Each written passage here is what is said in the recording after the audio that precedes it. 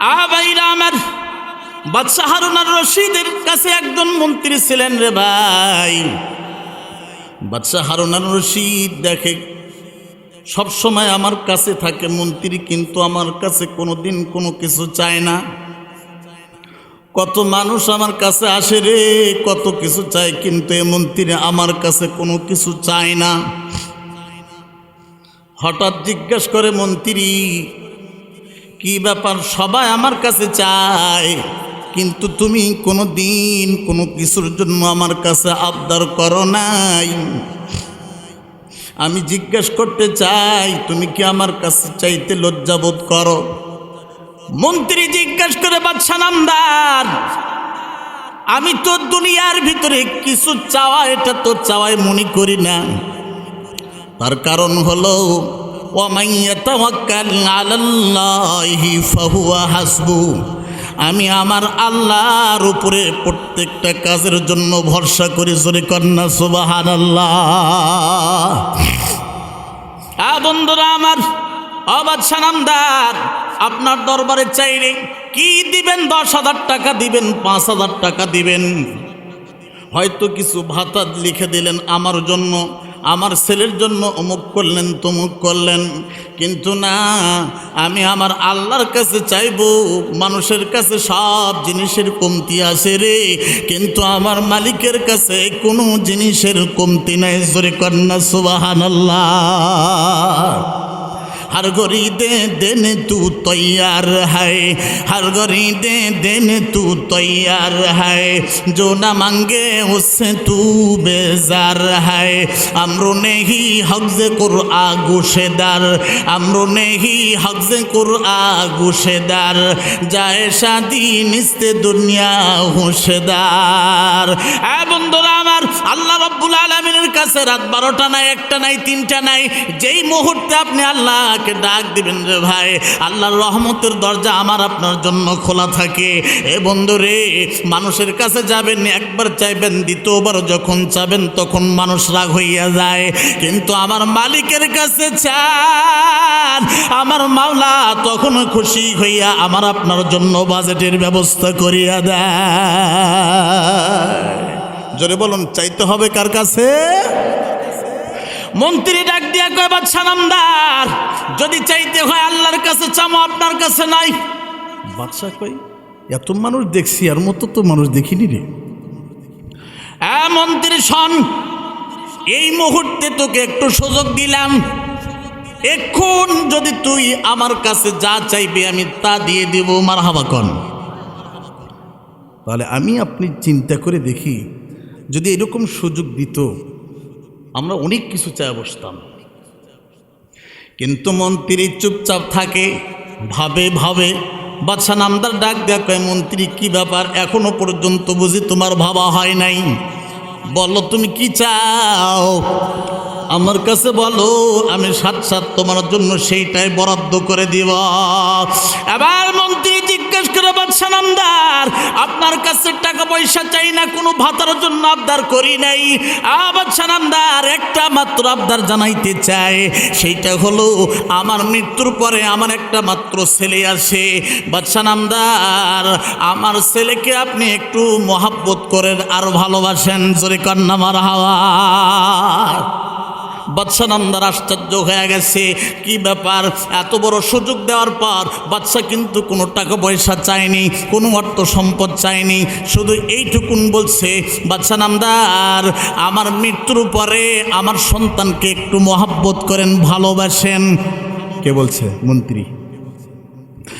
বন্ধুরা আমার, মন্ত্রীর এই কথা শোনার পর বাদশা নামদার আশ্চর্য হয়ে গেল, ব্যাপার কি? এত মহলত দিলাম, এত সুযোগ দিলাম, তারপরও কোনো কিচ্ছু চাইল না। বাদশা ডাক দিয়া কয়, মন্ত্রী রে, তোর এই কথার ভিতরে নিশ্চয় কোনো হিকমত লুকিত আছে। জোরে কন্যা সুবহানাল্লাহ। বন্ধুরা আমার মন্ত্রী ডাক দেয়া কয়, বাদশা নামদার, হিকমত তো অবশ্যই আছে, হিকমত ছাড়া তো মানুষ চলে না রে ভাই। বাদশা নামদার, আমার কথার ভিতরে হিকমত তো একটা মাত্র, সেটা হলো আমি যখন দুনিয়ায় থাকবো না, আমার ছেলের মাথার উপরের ছাতা থাকবে না। আমি আপনার জন্য একটু সুপারিশ করে গেলাম, আপনি আমার ছেলেকে মহব্বত করবেন, ভালোবাসবেন।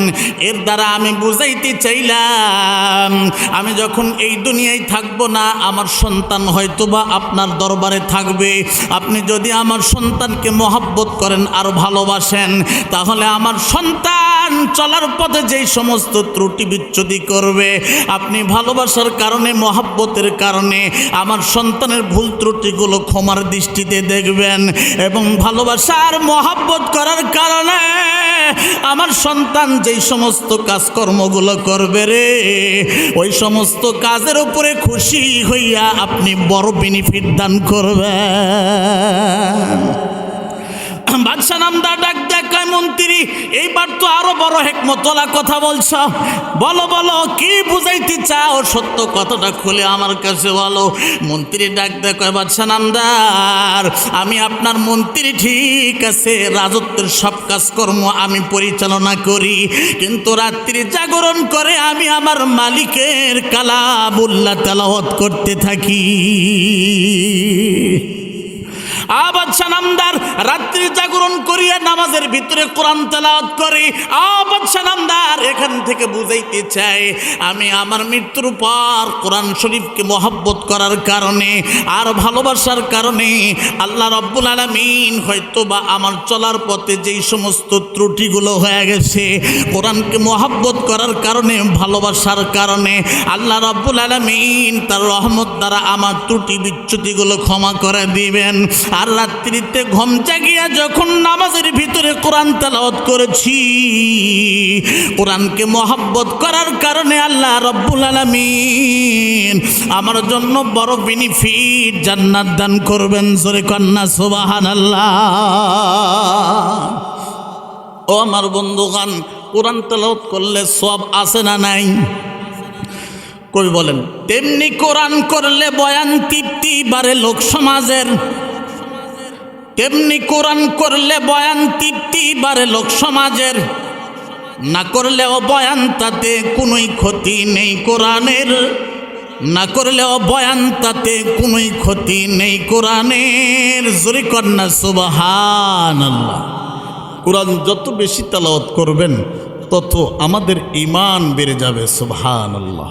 কোরআন তেলাওয়াত করবেন না, কোরআন যা আছে তাই থাকবে, আমার আপনার মান কমে যাবে। কথা বলেন ঠিক না বেঠি? বন্ধুরা আমার, এই যে দেখেন রাতের পর রাত ঘুম জেগে যারা আল্লাহওয়ালা, এরা তাহাজ্জুদের নামাজের ভিতরে, নফল নামাজের ভিতরে কোরআনুল কারীম তেলাওয়াত করে কোটে, তারা কিন্তু আল্লাহর মাহবুব আর প্রিয় হয়ে গেছে। কথা বলেন ঠিক না বেঠি? মন্ত্রী এত দায়িত্ব থাকার পরেও দেখা গেছে যে উনি রাত্রিবেলায় তাহাজ্জুদের নামাজের ভিতরে, নফল নামাজের ভিতরে কোরআনুল কারীম তেলাওয়াত করতেছিলেন। কোরআনুল কারীমকে মহব্বত করার কারণে আল্লাহ পাক রব্বুল আলামিনের কাছে আশা করেছেন কি, যে আমার জীবনের যতগুলো চলার পথে ভুল ত্রুটি হয়ে গেছে, এগুলো আল্লাহ হয়তো তার রহমত দ্বারা আমারে মাফ করবেন, আর কোরআনুল কারীম তেলাওয়াত করার যে বেনিফিট, ভালোবেসে মহব্বত করে আমাকে জান্নাত দান করবেন। তাহলে এখানে এক নাম্বার ব্যবসার কথা বলছিলাম, সেই ব্যবসার নাম কি? কোরআন তেলাওয়াত করা। সেই ব্যবসার নাম কি? কোরআন তেলাওয়াত করা। কোরআন তেলাওয়াত করলে কোনো লস নাই, কোনো মন্দা নাই, বান্দা আশা করবে তো জান্নাত পেয়ে যাবে। সুবহানাল্লাহ। কিন্তু বন্ধুরা আমার, আমরা তো এই সমস্ত কাজগুলো করতে চাই। বাদশাহ হারুনুর রশিদ তিনিও কিন্তু বড় একজন মুহাক্কিক ছিলেন, ভালো একজন মানুষ ছিলেন, দিনদার মানুষ ছিলেন।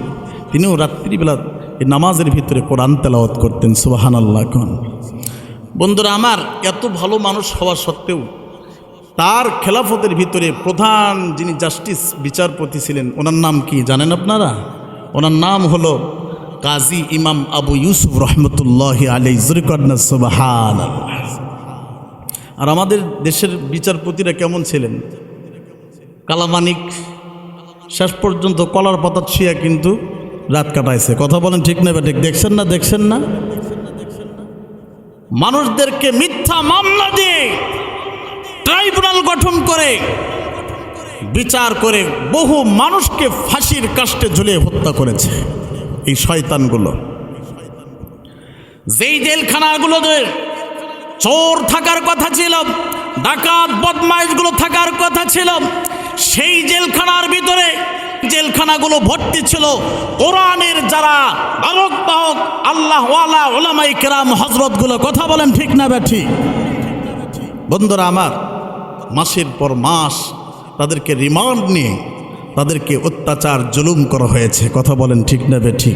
আমি তো বলি, সরকার যদি পতনের পিছনে 100টা কারণ থাকে, তার 1 নম্বর কারণ হলো ওলামায়ে কেরামদের উপরে নির্যাতন আর জুলুমের কারণ। কথা বলেন ঠিক না ব্যাঠি? আল্লাহু আকবার। ওলামায়ে কেরামের মুখে শুনছি জেলখানার ভিতরে এরকম নফল নামাজের ভিতরে, তাহাজ্জুদের নামাজের ভিতরে কোনো আলেম ওলামা 8 পারা 10 পারা কোরআন পড়ে শেষ করেছেন।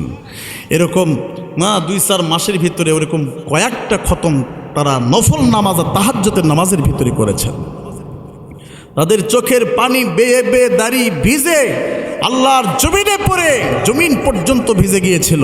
এজন্য একজনের চোখের পানি আল্লাহর কুদরতের যে গিয়ে ধাক্কা লাগার কারণে এই মসনদ তসনস হয়ে গিয়ে সব চুরমার হয়ে গেছে। বন্ধুরা আমার, খুব খেয়াল করতে হবে যে আমাদের এই ব্যবসা বাণিজ্য যত কিছুই করি, আমাদের প্রত্যেকটা ব্যবসা বাণিজ্যের ভিতরে লস আছে। কেবলমাত্র একমাত্র কুরআনুল কারীম তেলাওয়াতের যে ব্যবসা, এই ব্যবসার ভিতরে কি নাই, কোনো মন্দা নাই, লস নাই। তেলাওয়াত করবেন তো আল্লাহ পাক সরাসরি জান্নাত দান করবেন। সুবহানাল্লাহ। তো বাদশাহ হারুন আর রশিদের যিনি প্রধান বিচারপতি, ওনার নাম কি? কাজী ইমাম আবু ইউসুফ রহমতুল্লাহি আলাইহি। দেখেন, উনি কে বাদশাহ, কে মন্ত্রী, কে এমপি, এগুলো গোনার টাইম নেই। আর আমাদের দেশের অবস্থা তো দূরের কথা, সমাজের যদি কোনো বিচার সালিশ হয় খালি চোখের ইশারা চলে বারে। কতক্ষণ ঠিক না ব্যাঠি? এরপরে রাত 12টার সময় সব ফয়সাল হয়েই থাকে। ওই কয়েকজনের মাথার তেল দেওয়া লাগবে আগের থেকে জানে, যায় কিছু তেল মালিশ করে দেয়, সকালবেলা সব হয়ে গেছে।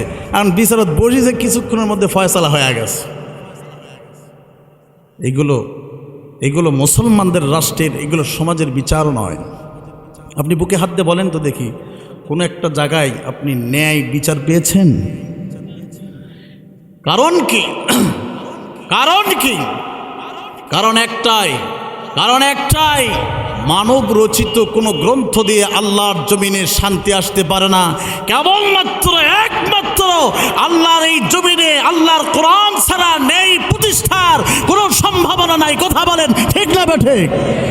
একমাত্র এই জমিনে যখন এই কোরআন দিয়া এই রাষ্ট্র পরিচালনা হবে, ইনশাআল্লাহ তাআলা আল্লাহ পাক রব্বুল আলামিনের এই কোরআনের বদৌলতে আমাদের বাংলার জমিনে শান্তি প্রতিষ্ঠা হয়ে যাবে ইনশাআল্লাহ।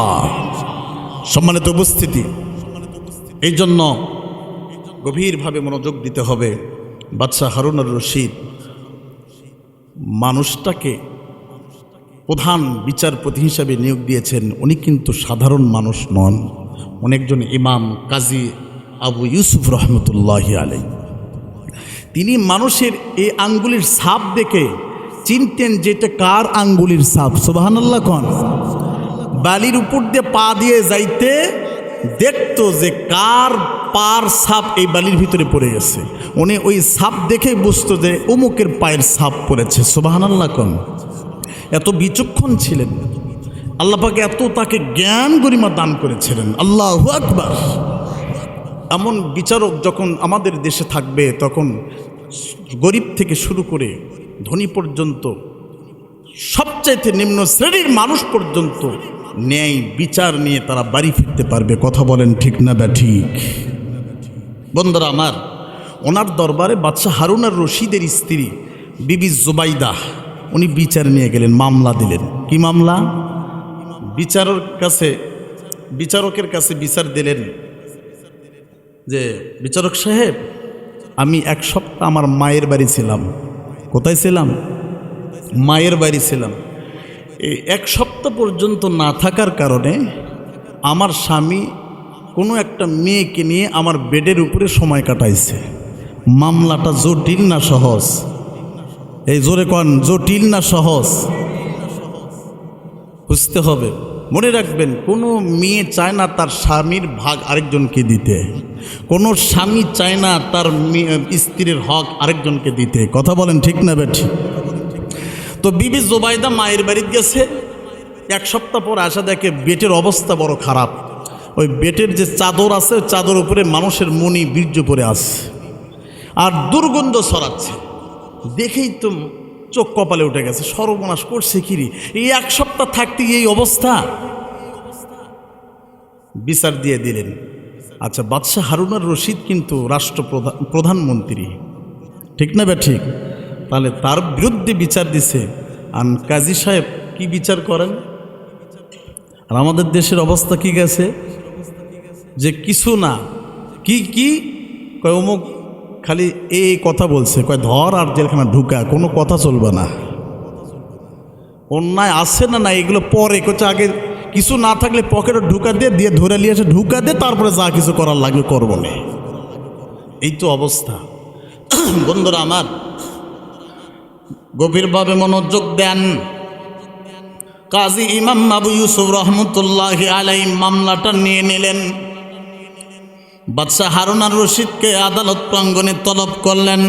ও বাদশাহ নামদার, আসেন, আপনার বিরুদ্ধে মামলা হয়ে গেছে। বাদশাহ নামদার তো আশ্চর্য হয়ে গেল, কে বুঝে আমার বিরুদ্ধে মামলা দিছে।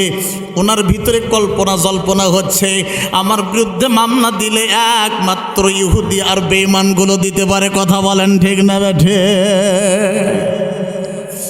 বন্ধুরা আমার, একজন ইহুদি আসার পর মামলা দিছেন, কাজী সাহেব, বাদশাহ হারুন আর রশিদ অমুক জমি আমাদের উপরে জুলুম করে জবরদখল করে নিছে। কাজী সাহেব কয়, তাই নাকি? কয়, সব কাগজপত্র তোমার নিয়ে আসো। বাদশাহ নামদারও নিয়ে আসবে। সব কিছু রেডি করছে। করার পরে দেখে এটা তো ভারী মুশকিল বাড়ে। বাদশাহ নামদার মানে যে ইনসাফ ভিত্তিক রাষ্ট্র পরিচালনা করতেছেন, উনি আরেকজনের জমি জবরদখল করে নেবে, এটা তো সম্ভব নয়। কাগজপত্রের সব কিছু দেখে, ওই ইহুদি ওই নকল দলিল বানাছে, নকল দলিল, ওই আঙ্গুলির ছাপ দিয়া এই নকল দলিল বানাছে।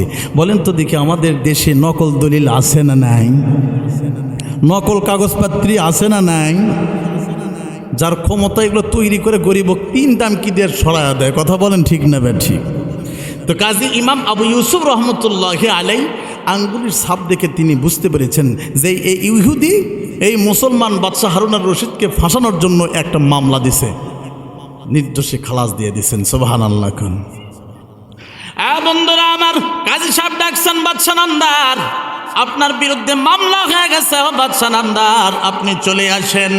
বাদশাহ নামদার হাজির হয়ে গেছে। এখন বিবি জুবাইদাকেও আদালত প্রাঙ্গণে তলব করেছেন। বিবি জুবাইদা এক পার্শ্বে, বাদশাহ হারুন আর রশিদ আরেক পার্শ্বে। ও আমার বন্ধুগণ, মায়ের বাড়ির থেকে বিবি জুবাইদা যখন ফিরে আসছে স্বামীর বাড়িতে, স্বামীর সাথে কিন্তু সাক্ষাৎ হয়নি। সাক্ষাতের আগেই কিন্তু কাজী সাহেবের দরবারে মামলা দিয়ে দিছে। বাদশাহ নামদার চিন্তা করে, কি ব্যাপার, অপর পাশে আমার বিবি জুবাইদাকে দেখা যায়, কি ব্যাপার, আমার সাথে কোনো কথাবার্তা বলে না, মুখটা গোমরা করে বসে আছে। থাকে না গোমরা করে বসে আছে। কাজী সাহেব ডাক দেয়া কয়, বাদশাহ নামদার, আপনার বিরুদ্ধে তো এইরকম মামলা হয়ে গেছে। বাদশাহ নামদার ডাক দেয়া কয়, কে মামলা দিছে? মামলা দিছে তো খুব কাছের মানুষ। কে সেই মামলা যিনি দিয়েছেন? অনেকে কয়, উনি হলেন আপনার ওই যে বিবি জুবাইদা। বাদশাহ শোনার সাথে সাথে আশ্চর্য হয়ে গেল, কি ব্যাপার, 1 সপ্তাহ পর্যন্ত তার সাথে কোনো সাক্ষাৎ নাই। উনি মায়ের বাড়িতে গেছেন, শীতের পিঠাগুলো খাইতেছে, আরাম করতেছে, ঠিক আছে, কার বুদ্ধি শুনছে? আসার পর আজকে কাজী ইমাম আবু ইউসুফ রহমতুল্লাহি আলাইহি এর দরবারে স্বামীর বিরুদ্ধে মামলা দিয়ে দিছে। ও আমার বন্ধুগণ, বাদশাহ হারুন আর রশিদ ডাক দে কয় মামলাটা কি, ধরন কি দেখো তো। কাজী সাহেব ডাক দে কয় হারুন আর রশিদ, বাদশাহ নামদার শোনেন, মামলাটা বড় জটিল। সেটা হলো আপনার বিবি যখন মায়ের বাড়িতে ছিল, ওই এক সপ্তাহের ভিতরে আপনি অন্য একজন মহিলাকে নিয়ে তার পেটের ভিতরে আপনি সময় কাটাইছেন। উনি এমন মামলা দায়ের করেছেন, ওনার রুমের যেই বিছানা ছিল বিছানার উপরে মানুষের বীর্য পাওয়া গেছে। এমন তো মামলা আপনার বিরুদ্ধে দায়ের করছে। বাদশাহ হারুন আর রশিদ কিং কর্তব্য বিমূঢ় হয়ে গেল। ও আমার বন্ধুগণ, এমন কোনো কাজ তো যে করা দূরের কথা, কল্পনাও করা যায় না। কি জটিল মামলা বন্ধুরা আমার। বাদশাহ হারুন আর রশিদ ডাক দেয়া কয়, কাজী সাহেব, খোদার নামের কসম কেটে বলি, আমি কখনোই এই কাজটা করি নাই। আমার বিবি যেই মামলা দিছে, কখনোই আমি এই মামলা করি নাই। কাজী সাহেব ডাক দা কয়, বিবি জুবাইদা, তুমি যে মামলা দিছো তোমার কি কোনো সাক্ষী আছে? বিবি জুবাইদা ডাক দিয়ে কয়, ও কাজী সাহেব, সাক্ষী মাক্ষীর কিচ্ছু বুঝি না। আমি তো দেখি বেডের ভিতরে সরাসরি প্রমাণ পাওয়া গেছে, এই প্রমাণই তো আমার জন্য যথেষ্ট, আমার কোনো সাক্ষীর যত্ন প্রয়োজন নাই। ও আমার বন্ধুগণ, কাজী সাহেব ডাক দিয়ে কয়, ঠিক আছে বিবি জুবাইদা, আপনি চলে যান বাসায়, আর বাদশাহ নামদার আপনি চলে যান আপনার সিংহাসনে, আমি এগুলো তদন্ত করে দেখতেছি। ও আমার বন্ধুগণ, 3 দিন পার হয়ে গেল, তদন্ত কমিটি করে ইনকোয়ারির জন্য পাঠায় আছে। ও আমার বন্ধুগণ, এমনভাবে সব কিছু তদন্ত করে দেখা গেছে সত্যই বিছানার উপরে মানুষের মনি বীর্যর মতো দেখা যায়, দুর্গন্ধ ছড়ায় যায়। বন্ধুরা আমার, লোকগুলো এসে কাজী সাহেবকে খবর দেয়, হ্যাঁ সত্যি মানুষের বীর্য বেডের উপরে পাওয়া গেছে। ও কাজী সাহেব, আমরা যেটা দেখছি সেটাই আপনার কাছে বলছি। কাজী সাহেব ডাক দেয়া কয়, না রে না, তোরা ভালো করে খবর নিতে পারিস নাই, চল দেখি। আমি ওই জায়গার ভিতরে যাইতে চাই। কাজী ইমাম আবু ইউসুফ রহমতুল্লাহি আলাইহি উনিও চলে আসলেন। আসার পরে দেখলেন আসলেই তো বাস্তব এরকম ময়লা পড়ে আছে, দুর্গন্ধ ছড়াচ্ছে, ব্যাপারটা তো খুব জটিল। ভাবছেন একটু মোনাকাবায় চলে গেলেন। কিছুক্ষণ পর লোকগুলোকে ডাক দিয়া কয়, তোমরা সকলেই বের হয়ে চলে যাও, আমি একাই দেখে একটু গভীরভাবে তদন্ত করি। ও আমার বন্ধুগণ, খুব ভালো করে শোনেন রে ভাই। কাজী ইমাম আবু ইউসুফ রহমতুল্লাহি আলাইহি রুমের ভিতরে একা, সব মানুষকে বের করে দিছে, তোমরা বাইরে থাকো, আমি একা তদন্ত করি। পুরা রুম তন্ন করে খুঁজছে রে ভাই। খোঁজার পরে দেখে বিবি জুবাইদা 1 সপ্তাহ ছিল না, কিন্তু ওই রুমের একটা কর্নারের সাইডে চাম্বাদুর বাসা বানাইয়া বাচ্চাদেরকে দুধ পান করাইতেছে। বন্ধুরা আমার, কাজী ইমাম আবু ইউসুফ রহমতুল্লাহি আলাইহি দেখতেছেন চাম্বাদুর দুধ পান করাচ্ছে। যখন একটা ধমক দিছে, চাম্বাদুরের বাচ্চাগুলো সব অন্য জায়গায় পড়ে গেছে, কিছু দুধ ওই জায়গাতে পড়ে গেছে। বন্ধুরা আমার, দুধগুলোর যে গন্ধ নেই, নাকের ভিতরে নেই, এরপরে বেডের ভিতরে যায়, মিলাই দেখে কি ব্যাপার, গন্ধ তো একই লাগে। সব কিছু বোঝার পরে কাজী সাহেব চলে গেছেন। যাওয়ার পরে 2 দিন পর কয়, ঠিক আছে, বাদশাহ হারুন আর রশিদকেও ডাক দাও, বিবি জুবাইদাকেও ডাক দাও। সুবহানাল্লাহ কন্যা। বাদশাহ হারুন আর রশিদ চিন্তা করছে, সর্বনাশ, আজকে কি বুঝি রায় হয় রে। বিবি জুবাইদা খাল চিন্তা করতেছে, খাল প্রমাণ হলেই হলো, অবস্থাটা কি দেখা দেন। বন্ধুরা আমার, কাজী ইমাম আবু ইউসুফ রহমতুল্লাহি আলাইহি আদালত প্রাঙ্গণে 2 জনকে তলব করেছেন। বিবি জুবাইদাকে ডাক দেখায়, বিবি জুবাইদা রে, তাড়াতাড়ি করে তুমি তোমার স্বামীর হাত ধরে ক্ষমা চাও। এইটা মানুষের মনি বীর্য ছিল না, এটা চাম্বাদুরের দুধের গন্ধ ছিল। জোরে কন্যা সুবহানাল্লাহ। চাম্বাদুরের এই দুধের গন্ধ আর মানুষের মনির গন্ধ একই রকমের।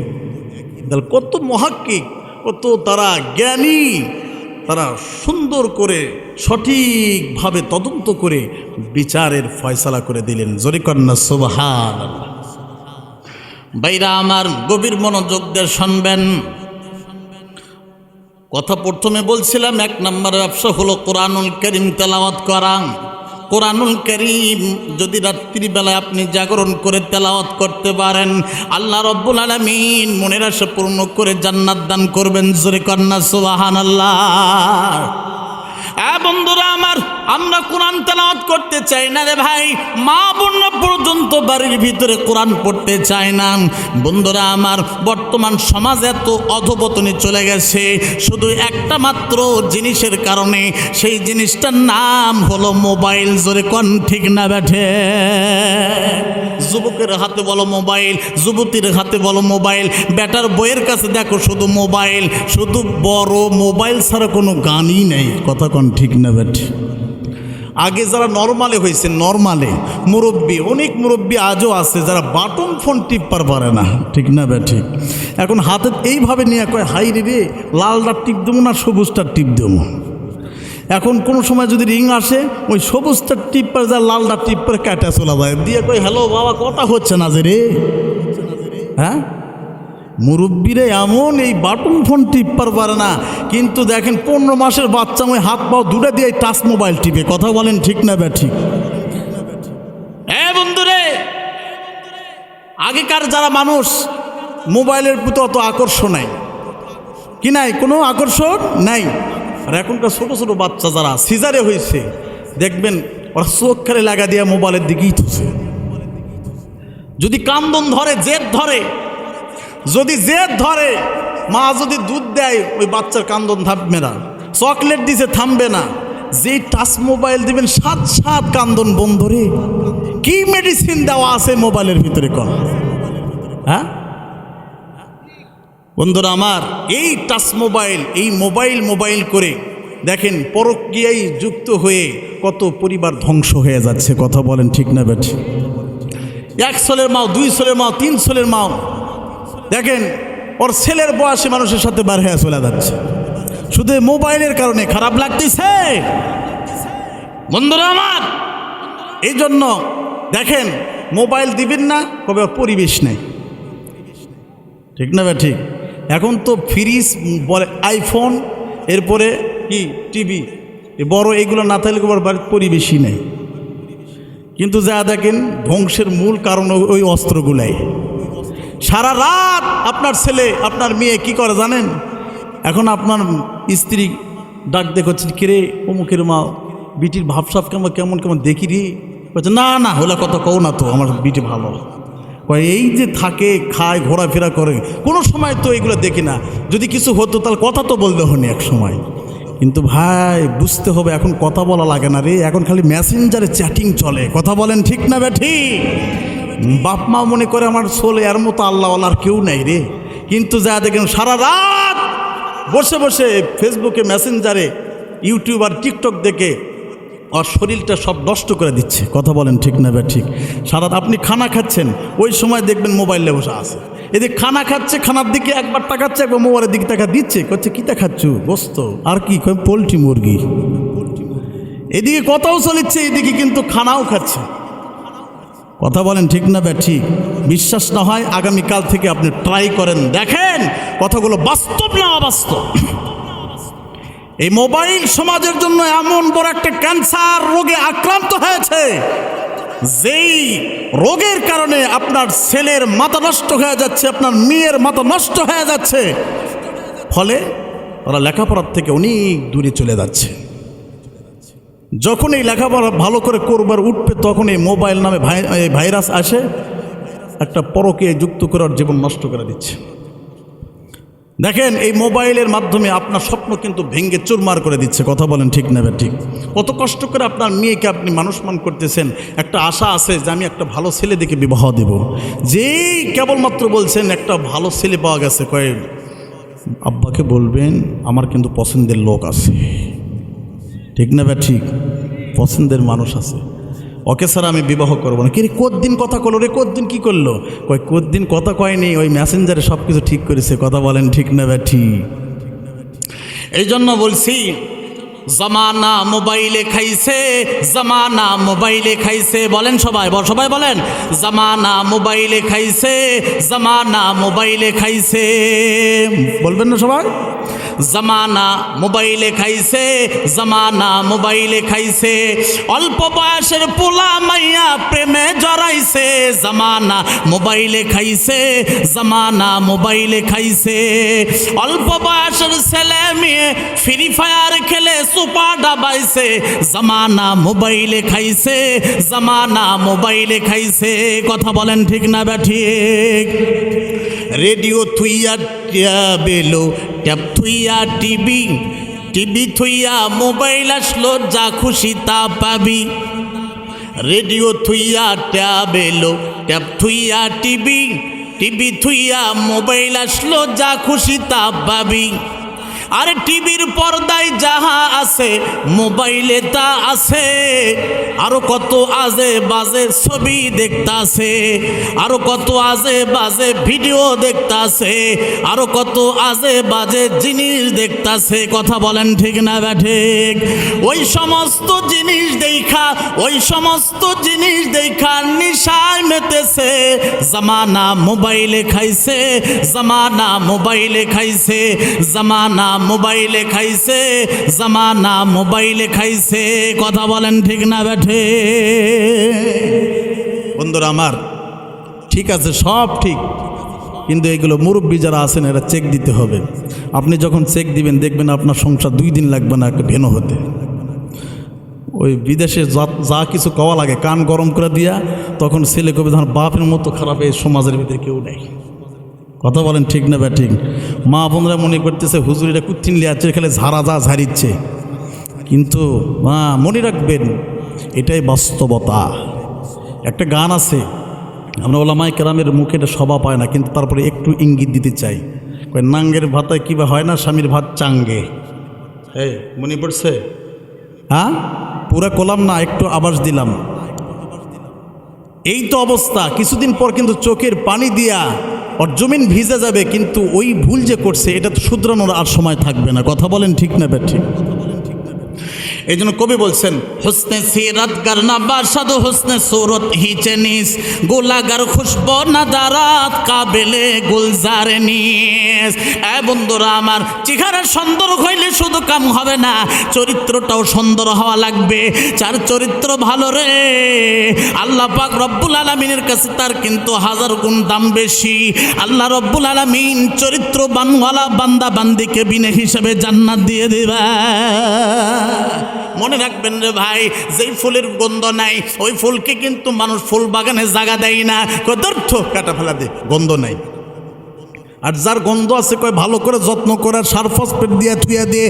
ও আমার বন্ধুগণ, যেই সমস্ত মানুষের সুন্দর চরিত্র আছে, ও আমার বন্ধুগণ, চেহারা ভালো থাকলেই সুন্দর, কিন্তু চরিত্র থাকে না। আবার চেহারা যে ভালো হইলেই যে তার চরিত্র খারাপ হয় এমনটাও নয়। মা বোনদের কাছে একটা কথা বলে যায়, মা এই দুনিয়া কিন্তু চিরদিনের জন্য থাকার জায়গা নয়। মা গো, একদিন আমাকে আপনাকে চিরতরের জন্য কবরে যাইতে হবে। কবর কিন্তু ভয়ঙ্কর জায়গা রে মা, কবরে কিন্তু একাকিত্ব থাকতে হবে। ওই কবরের ভিতরে সাপ বিচ্ছু থাকবে, যখন ধ্বংস করবে আমরা কিন্তু ওই দংশনের আযাব সহ্য করতে পারবো না। ও আমার বন্ধুগণ, এই জন্য কুরআনুল কারীম তেলাওয়াত করেন, নামাজ আদায় করেন, আল্লাহ রাব্বুল আলামিন মনের আশা পূর্ণ করে জান্নাত দান করবেন। জোরে কন্যা সুবহানাল্লাহ। বাদশাহ হারুন আর রশিদ উনি এত ভালো একজন মানুষ, উনি প্রত্যেক দিন কিছু দান করতেন। এখানে 3 নম্বর যে ব্যবসা, এই ব্যবসার নাম কি? দান করা। 3 নম্বর যে ব্যবসা, সেই ব্যবসার নাম কি? দান করা। কয় গোপনে প্রকাশ্যে যারা আল্লাহর সন্তুষ্টি অর্জনের জন্য দান করে, যারা দান করে আল্লাহর জান্নাতের আশা করবে, আল্লাহ পাক তাদের মনের আশা পূর্ণ করে জান্নাত দান করবেন। তো বাদশাহ হারুন আর রশিদের এত একটা ভালো স্বভাব ছিল যে তিনি প্রত্যেক দিন কিছু টাকা পয়সা গরিব মিসকিনকে দান করতেন। তো উনি যখন আসতেন, ওই রাস্তার ভিতরে 2 জন ফকির বসে থাকে প্রত্যেক দিন। তো এক ফকিরকে 2 টাকা, আরেক ফকিরকে 2 টাকা প্রত্যেক দিন দান করে। সুবহানাল্লাহ। তো একদিন একজন ফকির ওনার একটু প্রয়োজন বেশি। তিনি ভাবছেন যে বাদশা নামদার কাছে একটু প্রয়োজনের কথা আমি যদি বলি, বাদশা নামদার যদি আমাকে একটু বেশি দেন তাহলে আমি অনেক উপকৃত হব।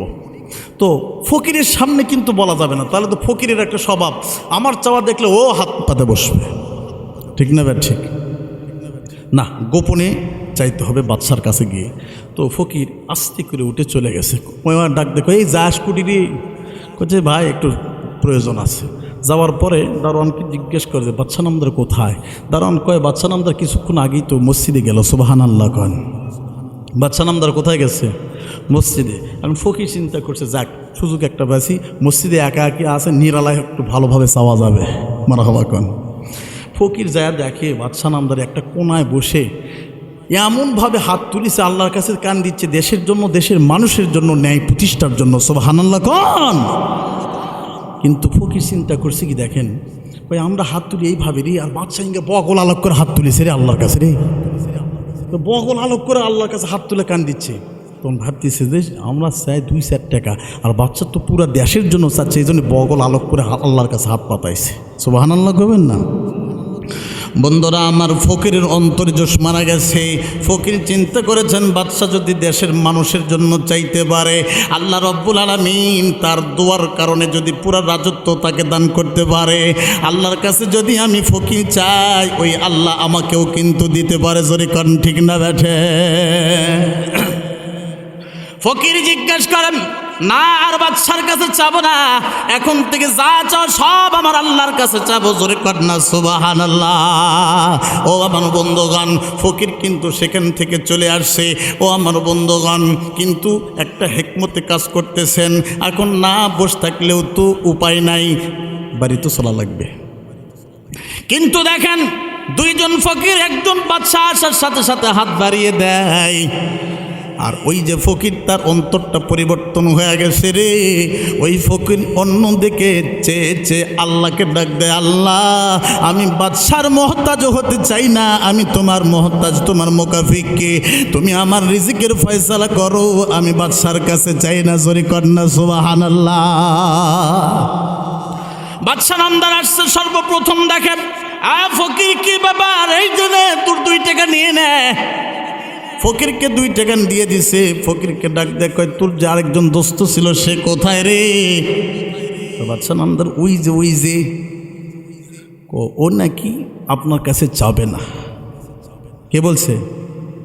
প্রথম ফকির বলছে ওই নাকি আপনার কাছে যাবে না, কিন্তু পরেরটার কয় না যে আপনার কাছে যাবে না, আল্লাহর কাছে যাবে, এটা বলে না, অর্ধ সত্য। কি এরকম কিছু হলুদ সাংবাদিক বাংলাদেশের আছে না নাই? এক সময় এমন গেছে, অর্ধ সত্য সব কিছু প্রচার করেছে, সঠিক জিনিসটা প্রচার করতে পারেনি। কথা বলেন ঠিক না ব্যা ঠিক? এরকম বহু হলুদ সাংবাদিক বাংলাদেশে আছে। মনে রাখবেন, সবটা মানুষ তেল দিলে কিন্তু খুশি হয়। কথা বুঝে আসে?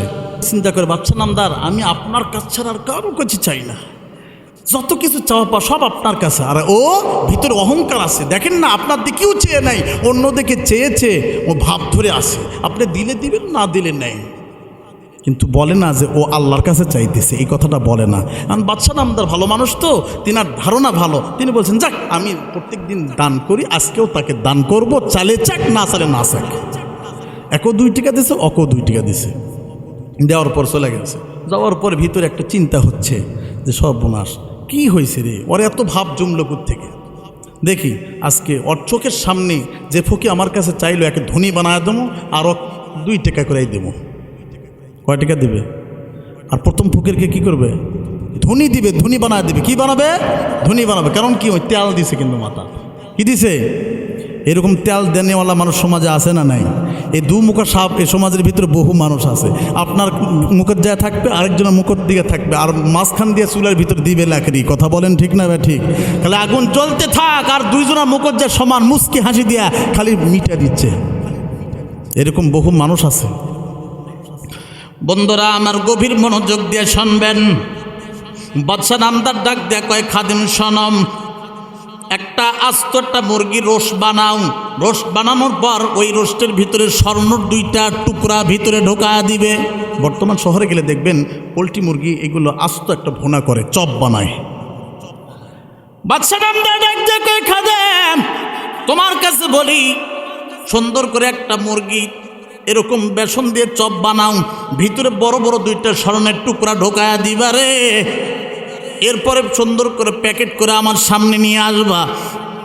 বাদশা নামদারের আশা, যেই ফকির আমার কাছে খুব ভালো চায় তেল দিল তাকে আস্ত মুরগি দিব, কিন্তু প্রকাশ্যে তো দেওয়া যাবে না, স্বর্ণের টুকরা যে ভিতরে আছে, জানলে তো ওর মন খারাপ হবে। কথা বলেন ঠিক নেবেন ঠিক। কিন্তু বাদশা নামদারের হাতটা বন্ধ নয়, ওই ফকিরকেও 2 টাকা দেওয়ার জন্য পকেটে নিয়েছে।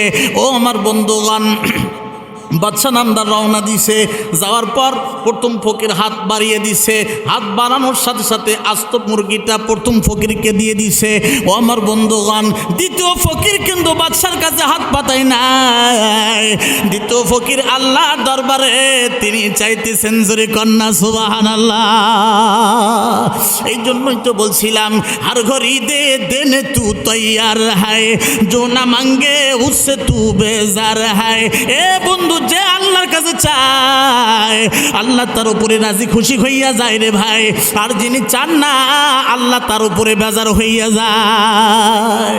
আমার আল্লাহ ডাক দিয়া কয়, ফকির তুই আমার কাছে চাইতেছিস, আমার উপর ভরসা করতেছিস, আমি আল্লাহ একটা প্ল্যান, আর বাদশা হারুন আর রশিদের আরেকটা প্ল্যান।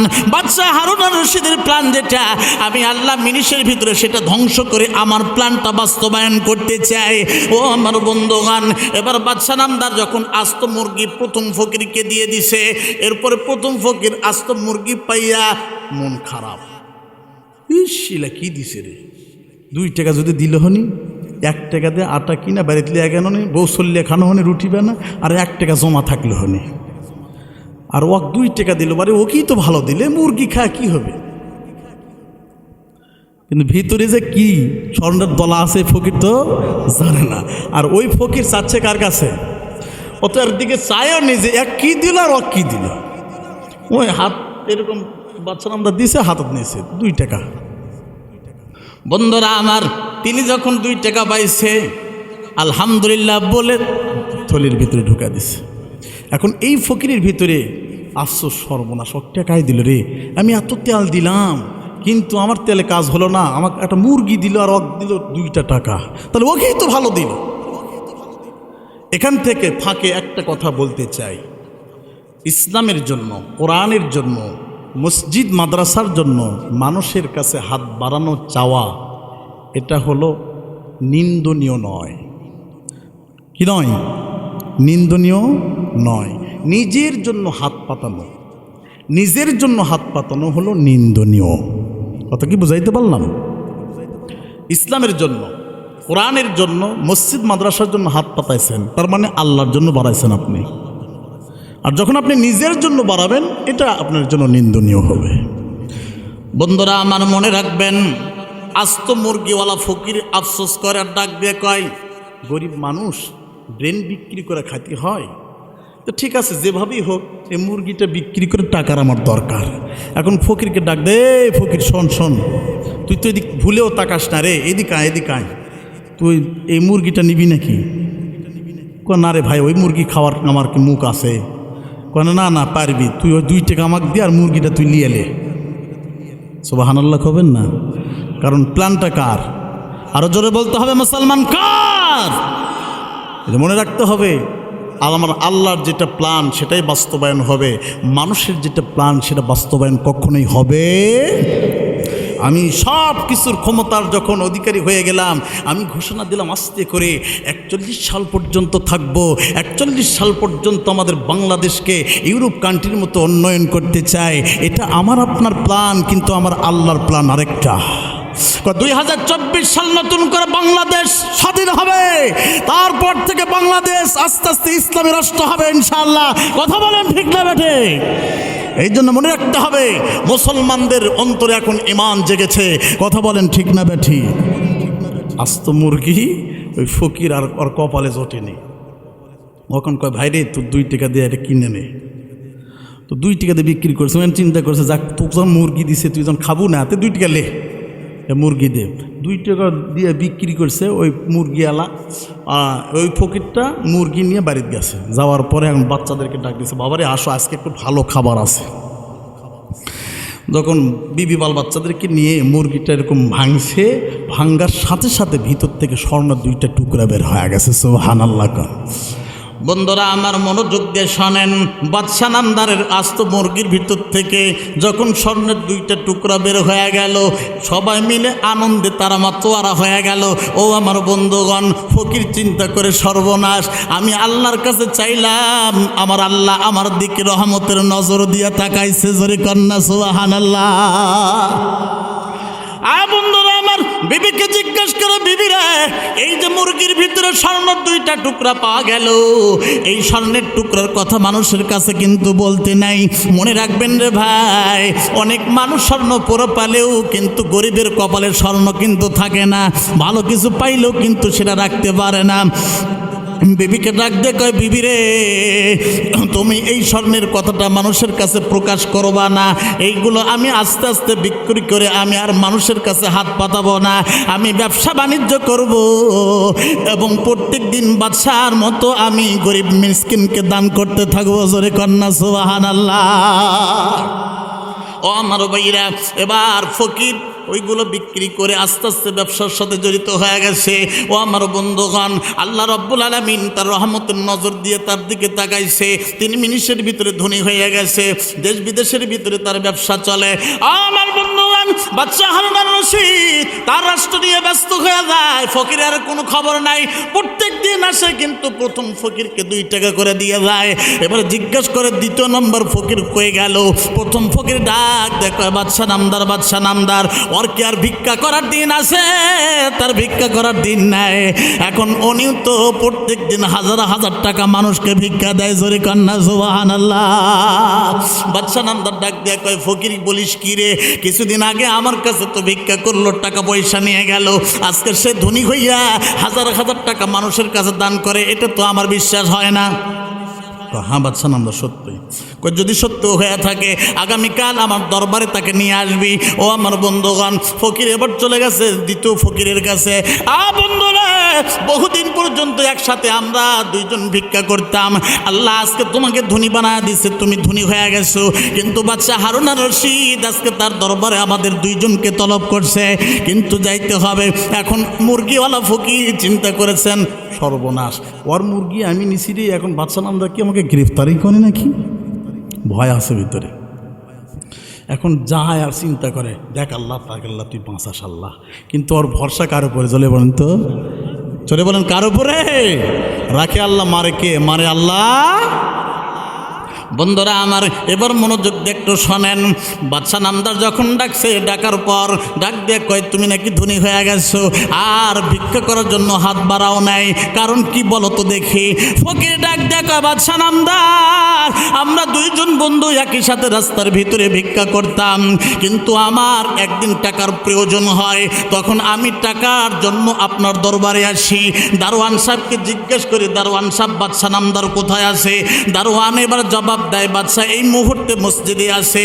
আমি মসজিদে গেলাম নিরালয় আপনার কাছে কিছু চাওয়ার জন্য, আমার হাজতের জন্য, কিন্তু দেখি বাদশা নামদার আপনি 2 হাত তুলে আল্লাহর কাছে চাইতেছেন। আপনার 2 হাত তুলে চাওয়া দেখে আমার অন্তরটা পরিবর্তন হয়ে গেছে। আমি ভাবলাম বাদশা যদি আল্লাহর কাছে চাওয়ার কারণে এত বড় রাজত্ব পেয়ে যায়, আমি ফকির যদি আল্লাহর কাছে চাই আমার আশাটাও পূরণ করতে পারে। ও বাদশা নামদার, এই জন্য এরপর থেকে প্রতিজ্ঞা করলাম, যা কিছু চাবো সব আমার আল্লাহর কাছে চাবো, যা কিছু করব আমার আল্লাহর উপর ভরসা রেখেই করব। এরপর থেকে আমি যখন রাস্তায় অন্যদিকে আল্লাহর উপর তাওয়াক্কুল করছিলাম, হঠাৎ একদিন আপনি ওই ফকিরকে আস্ত মুরগি দিলেন। ওই ফকিরটা আমার কাছে 2 টাকার বিনিময়ে ওই মুরগিটা বিক্রি করেছিল। বাদশা নামদার মনে খুশি লইয়া মুরগিটা লইয়া যখন বাড়িতে গেলাম, যাওয়ার পর বিবি বল বাচ্চাদেরকে নিয়ে আনন্দে একসাথে খাবো। মুরগি যখন খুলছি, খোলার পর সাত সাত দেখি মুরগির ভিতরে স্বর্ণর 2টা টুকরা পাওয়া যায়। জোরে কন্যা সুবহানাল্লাহ। বাদশা নামদার ডাক দিয়ে কয়, কিরে প্রথম ফকিরকে, কিরে তুই, তোকে মুরগি দিলাম, এই মুরগি আর কাছে আসলো কিভাবে? ওই বাদশা নামদার কি করবেন, সমাজে তো মাথা তো বিক্রি করেই চলতে হয়। এই জন্য একটু বুদ্ধি খাটাইতে চিন্তা করলাম মুরগি নিয়ে কি হবে, 2 টাকা দিয়ে বিক্রি করলে 1 টাকা দিয়ে আটা কিনে নিয়ে দেবো আর 1 টাকা জমা থাকবে, এই জন্য বিক্রি করছি। বাদশা নামদার ডাক দেয়া কয়, ফকির বুঝছি, এগুলো প্ল্যান আমার একটা ছিল, কিন্তু আমার আল্লাহর প্ল্যান আরেকটা হয়ে গেছে। জোরে কন্যা সুবহানাল্লাহ। ফকির শোন, আমি বাদশা হারুন আর রশিদ তোকে ধনী বানাইতে চেয়েছিলাম, এটা আমার ভিতরে একটা অহংকার এসেছিল যে ওই ফকিরটা আমার কাছে চায় নাই, এই জন্য আমি তোকে ধনী বানায়া দিব। কিন্তু ওই ফকিরটা আমার আল্লাহর কাছে তাওয়াক্কুল করার কারণে আমার আল্লাহ রব্বুল আলামিন তোর মুরগিটা এর হাতে ফেরত দিয়া আল্লাহ মিনিশের ভিতরে একে ধনী বানায়া দিছে।